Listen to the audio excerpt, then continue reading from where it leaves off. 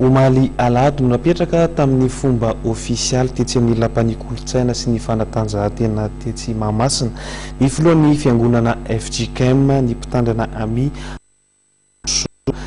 ny efataona no hitana ny Jesoa Kristy eto kendrary ny fanadina no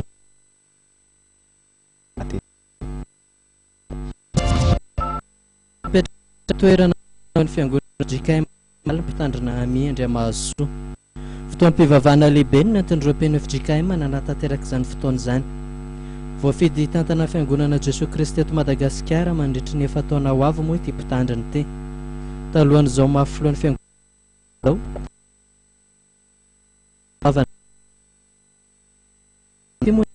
gouvernemanta izay nitariky Premier Ministre Mafaly Solandrasana Olivier